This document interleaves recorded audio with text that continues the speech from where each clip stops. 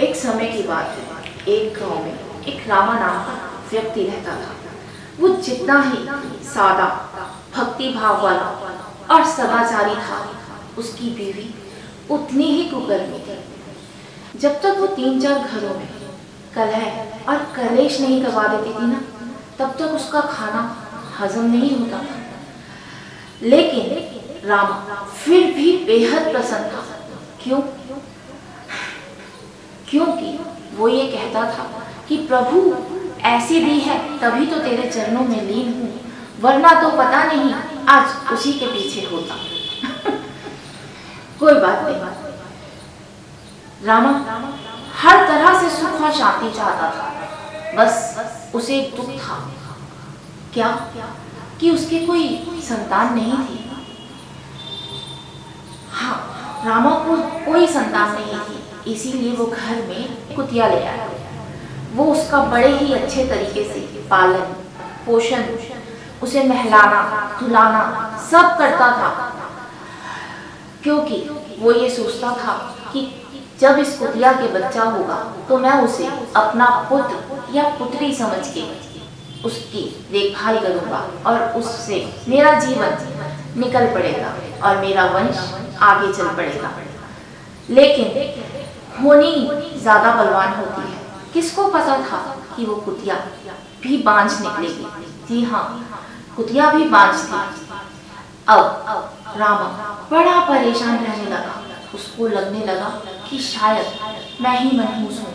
जो भी मेरे घर में मेरे परिवार में आता है उसको संतान नहीं होती, वो बिना संतान के ही रह जाता है। ये सोच के रामा एक दिन मरने की सोचता है और चला जाता है तालाब के किनारे मरने के लिए।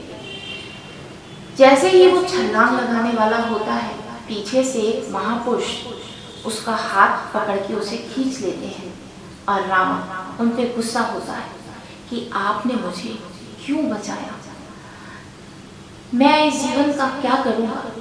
तो महापुरुष पूछते हैं, ऐसा क्या हुआ कि तुम अपना जीवन इस तरह गंवाने जा रहे हो। तो रामा बड़े ही अफसोस के साथ उन्हें बताता है कि महापुरुष जी, मैं सब कुछ है मेरे पास, सुख पैसा धन दौलत, लेकिन वो किसी काम के नहीं है। महापुरुष पूछते हैं, क्यों?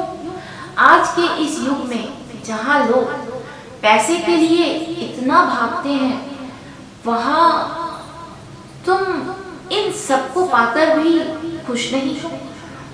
तो रामा कहता है, जी महापुरुष जी, मैं इन सबको पाकर भी खुश नहीं हूँ, क्योंकि मेरी इच्छा कुछ और है।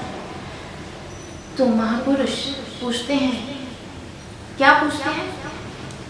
हाँ, साधु महाराज कहते हैं कि मुझे बताओ, हो सकता है मैं तुम्हारी समस्या का हल कर दूं। क्या कर दूं? हल। हाँ, क्योंकि साधु तो बड़े पहुंची हुई चीज होती है। पहले के जमाने में आप लोगों ने सुना होगा कि साधु तो बड़े बड़े काम कर देते थे। तो खैर, रामा ने अपनी समस्या उस महापुरुष को बताई। रामा ने बताया कि उसके कोई संतान नहीं है। क्या नहीं है? संतान। इसीलिए रामा बड़ा दुखी था कि अब उसका पिंडदान कौन करेगा। पिंडदान क्या होता है पता है ना आप लोगों को? हाँ, पिंडदान यानी शरीर का दान। तो महापुरुष बोले, पिंडदान पता है तुम्हें क्या होता है? तो रामा बोला, पिंडदान यानी कि पिंडदान। तो महापुरुष बोले, नहीं, पिंडदान का मतलब होता है शरीर। मतलब कि तुम अपना शरीर दान कर रहे हो। जो चीज तुम्हें जीते जी और अपने आप मिल सकती है, उसके लिए तुम दूसरे का मुख क्यों देख रहे हो? हाँ, दूसरे का मुख क्यों देख रहे हो? तुम अपना जीवन भगवान के चरणों में लगा दो और फिर तुम्हें किसी पिंडदान की जरूरत ही नहीं पड़ेगी, क्योंकि तुम्हारा पिंडदान तो तुम स्वयं कर दोगे। लेकिन रामा वो तो आखिर आखिर रामा ही था ना, उसे कौन समझाए।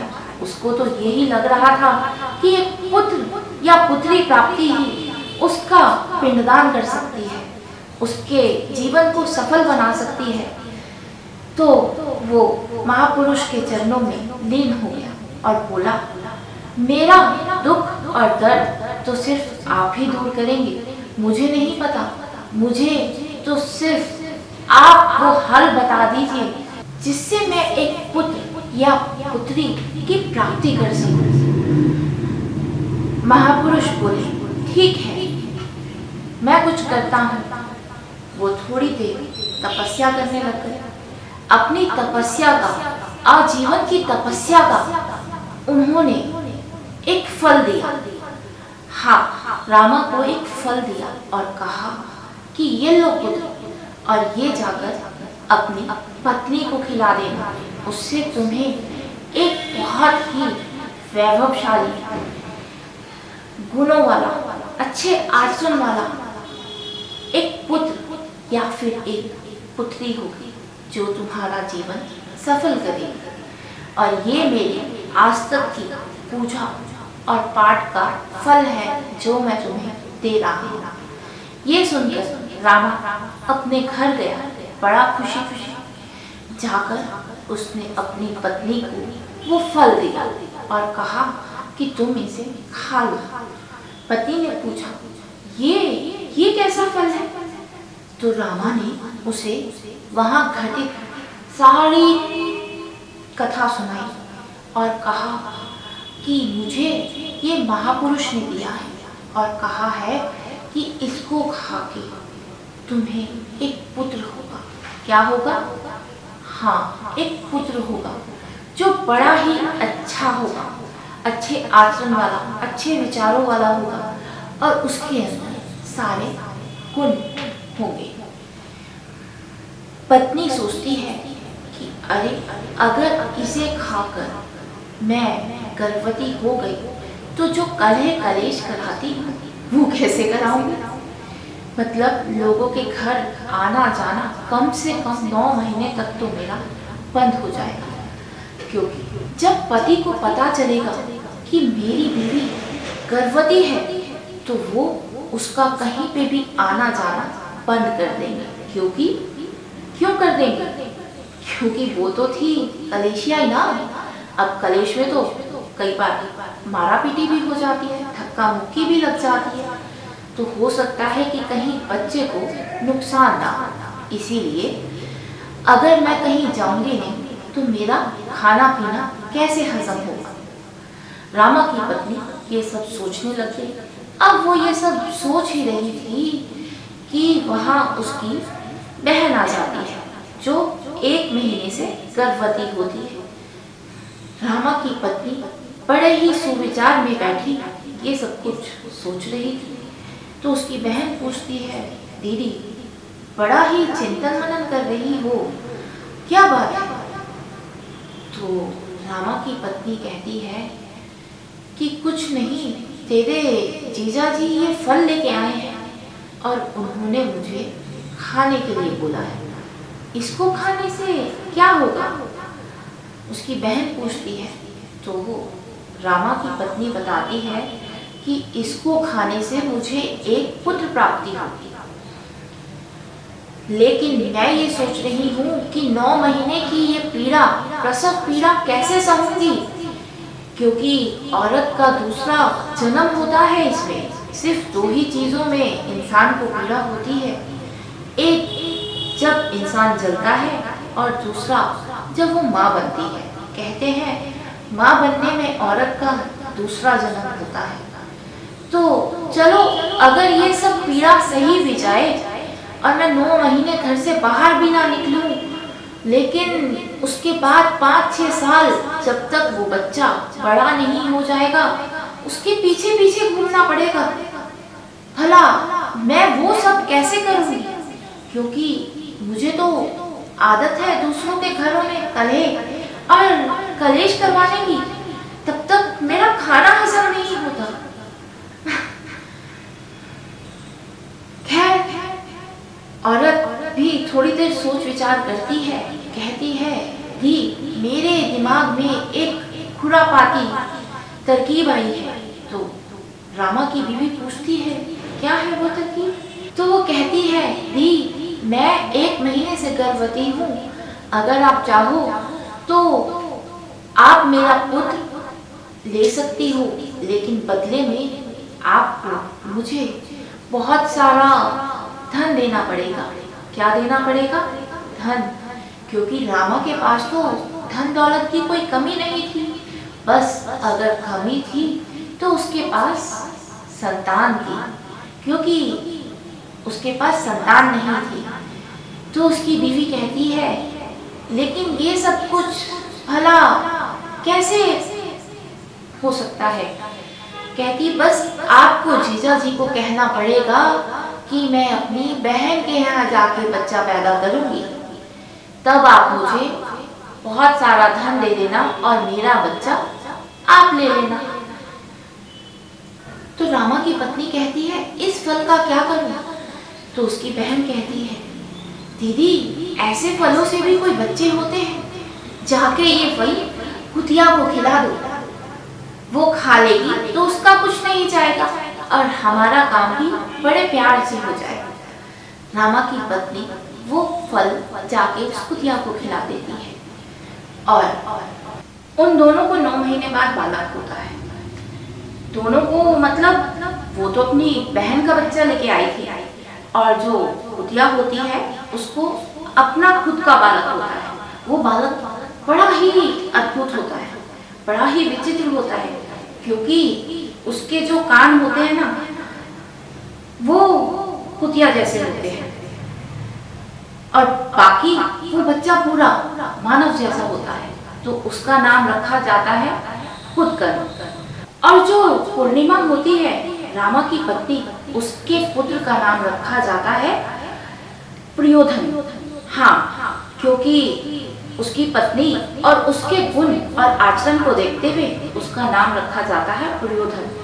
जो कुदकर्ण होता है वह बड़े ही अच्छे स्वभाव का होता है, मिलनसार होता है, सबसे अच्छे से आज्ञाकारी बच्चे की तरह मिलता है, पढ़ाई करने जाता है, क्योंकि होता तो वो मनुष्य का बच्चा है ना, सिर्फ कान ही तो उसके कुत्ते के हैं, बाकी तो वो पूरा मनुष्य का बच्चा है।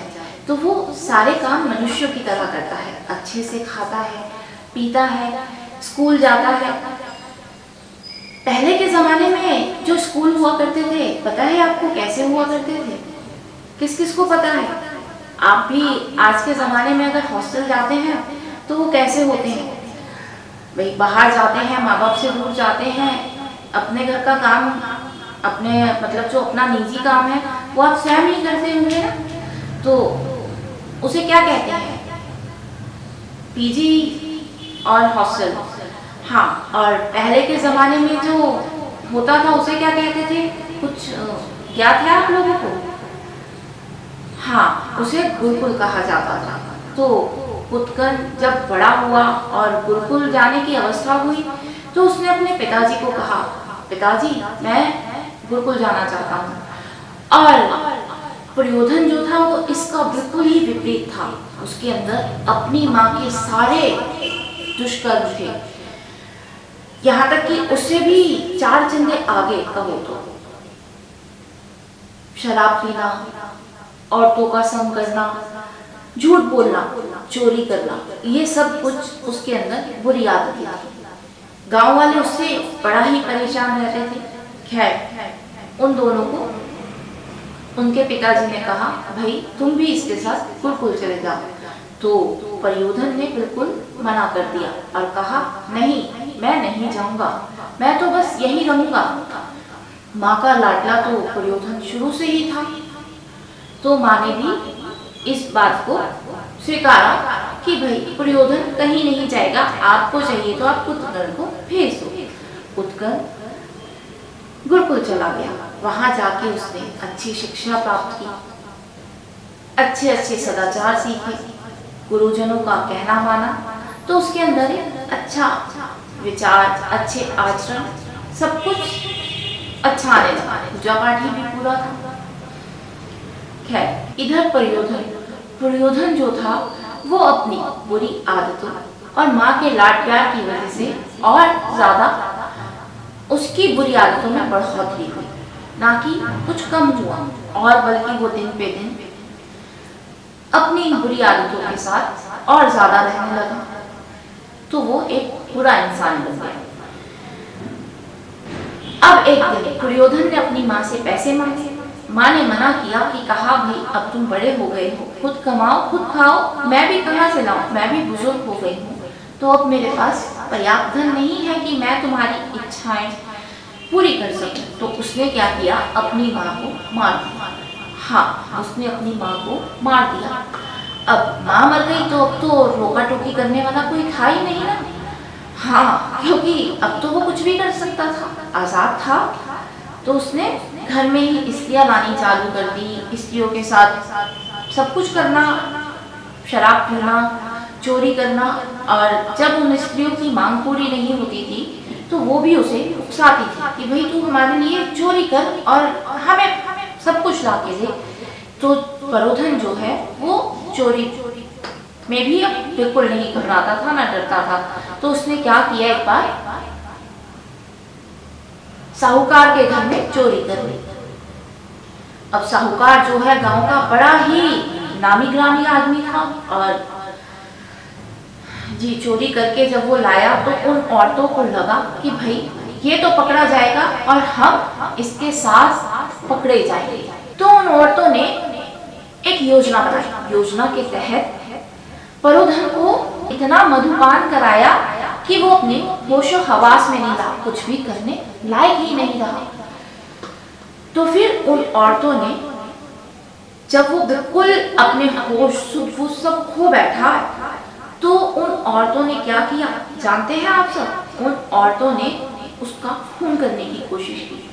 अब इतना दुराचारी आदमी कि उसके प्राण भी आसानी से नहीं जा रहे थे। सोचिए आप कि कितने दुष्कर्म किए होंगे उसने कि उसके प्राण भी आसानी से नहीं गए। तो उन औरतों ने क्या किया, उसके मुंह में जलता हुआ कोयला डाल दिया। जी हाँ, जलता हुआ कोयला डाल दिया। जब उसके मुंह में जलता हुआ कोयला गया तो सोचिए कि उसे कितनी पीड़ा हुई होगी, कितनी दुखद मौत हुई होगी उसकी। बहुत दुखद मौत हुई थी उसकी। खैर अंत में उसने अपने प्राण छोड़ दिए। जब प्राण गए तो बड़े भाई कुदकन को पता चला। अब वो आया तो उसने देखा कि भाई घर बिल्कुल वीरान पड़ा है। उसने पूजा पाठ की, उसका पिंडदान कराया और रात को आके अपने घर में आराम से सोया। अब वो आराम से सोया तो थोड़ी देर बाद उसको रोने की आवाज आती है। वो भौचक्का होकर उठता है और देखता है कि कौन रो रहा है। जब वो देखता है तो उसे कोई नजर नहीं आता। तो वो आवाज लगाता है, कौन है भाई? तो परोधन कहता है, मैं हूँ तुम्हारा छोटा भाई। कुदकन बड़े भाव से उसे पूछता है, भाई क्या हुआ? मैं तो आज ही आपका पिंडदान करके आया हूँ, आपको तो मुक्ति मिल जानी चाहिए। तो परोधन उसे कहता है, मुझे मुक्ति मिलना असंभव है, क्योंकि मैंने पाप ही इतने किए हैं। मुझे मुक्ति नहीं मिल पाएगी। अब तुम ही इसका उपाय बताओ, क्योंकि तुमने तो सारे ग्रंथ पढ़े हैं, तुम्हें पता होगा कि मुझे मुक्ति कैसे मिलेगी। और उसके पैरों में पड़ जाता है परोधन। कुदकन कहता है, भाई अभी तो आप जाओ और मैं सुबह के टाइम आपको बताऊंगा कि आपको मुक्ति कैसे मिलेगी। परोधन जो है वो चला जाता है और कहता है, ठीक है भाई, आप बताना मुझे अब वो करूं। पहले तो पूरी रात बड़ा बेचैन रहा कि भाई को उसको मुक्ति कैसे दिलाए, लेकिन कुदकन का तो स्वभाव था सुबह उठना, सूर्य देव को जल चढ़ाना। सूर्य देव निकलते ही वो उन्हें जल चढ़ाने चला गया। और जैसे ही सूर्य देव प्रकट हुए, कुदकन ने उनको पकड़ लिया, मतलब उनके पैर पकड़ लिए और कहा कि महाराज सूर्य देव, मैं आज आपको तभी छोड़ूंगा जब आप बताएंगे कि मेरे भाई को मुक्ति कैसे मिलेगी। बड़ा परेशान लग रहा था कुदकन। सूर्य देव तो उसकी तपस्या से पहले ही प्रसन्न थे क्योंकि वो तीनों टाइम पूजा पाठ किया करता था, तो भगवान उससे पहले ही प्रसन्न थे और उन्होंने कहा ठीक है, मैं तुम्हारे भाई की मुक्ति का मार्ग बताता हूँ। तो उन्होंने कहा कि तुम भागवत कथा करो और जब तुम्हारा भाई भागवत सुनेगा तो फिर उसको मुक्ति मिल जाएगी। लेकिन ये उतना ही मुश्किल था जितना कि कूड़े के ढेर में सुई ढूंढना होता है, क्योंकि प्रेत था। अब प्रेत तो इधर उधर ही भटकते रहते हैं और वो एक जगह नहीं टिकते। प्रेत कभी देखा है आप लोगों ने एक जगह टिके हुए?